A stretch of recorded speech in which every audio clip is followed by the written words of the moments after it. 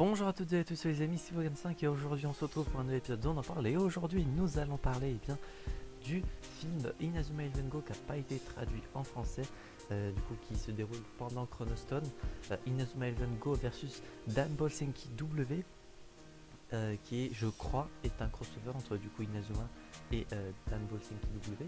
J'imagine que c'est un crossover parce que j'ai pas fait de recherche, mais j'imagine que c'est le cas. Et du coup, dans ce film, on va suivre les aventures de Inazuma sous l'ère Chronostone, du coup l'équipe Inazuma, avec d'autres personnages qui se rajoutent dans l'équipe comme Nior, comme Beilong, etc.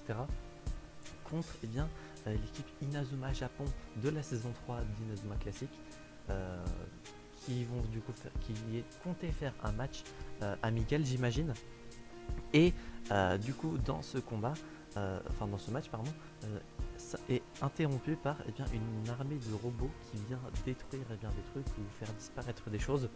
Et ensuite une petite armée de 9 petits robots, des LBX comme ça s'appelle, viennent en aide aux joueurs Inazuma et aux spectateurs, etc. pour les sauver de personnes qui sont là pour les attaquer. Les personnes qui étaient là pour les attaquer ont comme objectif de détruire, de faire disparaître tout ce qui a un rapport avec le conflit, la guerre, etc. Et du coup, l'équipe Inazuma, les personnages d'Inazuma Eleven et les personnages de Danball Senki W, j'imagine, vont coopérer pour affronter ce nouvel adversaire. Voilà pour le speech. Voilà, tout simplement pour le speech. Point positif et négatif. Point positif, malgré le fait que je ne connais absolument pas Danball Senki W, et je vais même en profiter pour faire une recherche en même temps, ça a été très plaisant de découvrir la chose. Les LBX je ne connaissais pas, et voilà, c'est très cool. D'ailleurs, de ce que j'en vois, c'est par les mêmes créateurs d'Inazuma Eleven, Aki Hirohino. Donc petit crossover, j'ai envie de dire. Et en français ça s'appelle Little Battler Experience. Donc même si je connaissais pas l'œuvre, c'était très cool de découvrir ça. Les personnages sont sympas, les LBX et du coup un truc que je connaissais pas du tout, et c'est très cool de découvrir ça également. J'ai beaucoup aimé, malgré le fait que voir des combats de petits robots, c'est cool. C'est pas le truc à laquelle j'aurais pu imaginer adorer, mais ça a été une très bonne découverte selon moi. Comme d'habitude, si on part cette fois-ci du côté Inazuma, les super techniques incroyables, toujours aussi belles dans les films.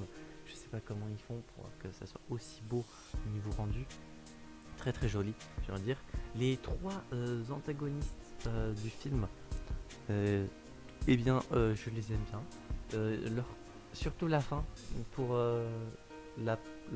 l'antagoniste principal, vu comment ça se déroule à la fin pour elle et la découverte qu'on fait, c'est vraiment triste pour le coup.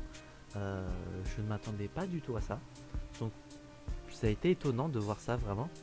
Le fait que différents univers se fusionnent, du coup, le fait que il y a ce crossover, ça a été une très bonne idée. Personnellement, je n'avais aucune idée d'à quoi m'attendre. Vu la gueule des images que je voyais, je me disais que ça allait peut-être être un truc chelou, donc. Mais finalement, c'est très, c'est très sympa. Les matchs soit de LBX, soit de foot sont très cool. Leur durée est correcte, je trouvais, malgré le fait que le dernier match de foot est en une seule manche, en une seule mi-temps, et pas en demi-temps. Mais bon, ça c'est pas été très dérangeant vu ce qui se passe ensuite. Et les super techniques très jolies, les super techniques nouvelles très très sympas. Heureusement d'ailleurs que le film était en VSTFR et que même les super techniques étaient traduites, parce que personnellement ça me casse les couilles d'essayer de deviner ou de faire une auto-traduction de ce que pourrait donner un nom de super technique, etc. Merci du coup à l'équipe qui a traduit ça. Si vous voulez voir le film, d'ailleurs j'ai oublié de le dire, mais vous pouvez le retrouver sur Inazuma TV, là où du coup il y a tous les épisodes et là où il y a également les films, etc. Donc allez sur Inazuma TV. Si je pense, je le mettrai en description, mais je sais pas si j'y penserai parce que il y a d'autres épisodes dont on parle qui vont sortir avant ça, Et je sais pas si je vais penser à du coup mettre le lien en description. Si je l'ai oublié, mais n'hésitez pas à le mettre en commentaire si vous voulez aller voir. Mais Inazuma TV, c'est très facile à trouver en soi. Et sinon, j'ai pas grand chose à dire de plus en soi en termes de positivité ou de négativité. Euh, à part fait, ouais, à la limite, tu pourrais dire que c'est dommage que le film n'a jamais été traduit en français. J'aurais personnellement apprécié, mais vu que ça n'a pas été le cas, ce n'est pas grave. Et du coup, bah voilà, pour la note sur 10, j'avais j'avais bien réfléchi et je pense mettre pour Inazuma Eleven Go versus Danboxing KW 9,5 sur 10, 0,5 de plus que le film Griffon. Pourquoi pas? Parce que le film Griffon, il est certes sympa, mais à part le dernier match, il n'y a pas de vrai match cool à regarder. Et alors que ça reste du Inazuma, hein, ça reste du foot malgré tout.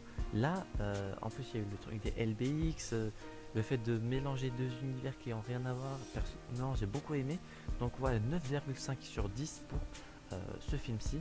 J'espère que cet épisode On en parle vous aura plu. Si c'est le cas, n'hésitez pas à vous abonner, à mettre un petit pouce bleu, activer la cloche, à dire en commentaire si vous avez vu le film et bien votre avis dessus, sans spoiler bien évidemment.